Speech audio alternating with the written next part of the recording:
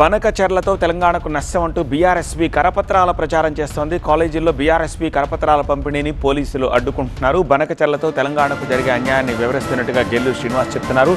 రాష్ట్ర ప్రయోజనాల కోసం పనిచేస్తుంటే ప్రభుత్వం అడ్డుకుంటుందని గెల్లు విమర్శిస్తున్నారు.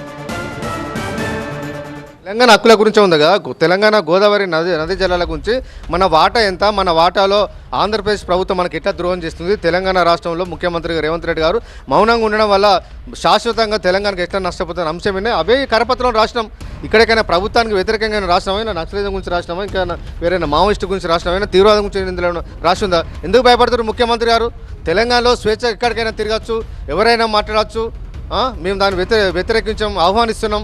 ఎవరైనా ప్రశ్నించే స్వేచ్ఛ రాష్ట్రం ఉందని చెప్పి మాట్లాడిన రేవంత్ రెడ్డి గారు ఇవాళ ఉస్మానియా విశ్వవిద్యాలయానికి మా జిల్లాలో చాలామంది విద్యార్థి నాయకులు కాలేజీకి విద్యార్థులు కలిస్తే ఈ కరపత్రం ఇస్తే భయపడాల్సిన అవసరం ఏముంది? నువ్వు నిజంగా తప్పు అయినప్పుడు ఎందుకు అడ్డుకుంటున్నావు? పోలీసులను పెట్టి అడ్డుకోవాల్సిన అవసరం ఏముంది?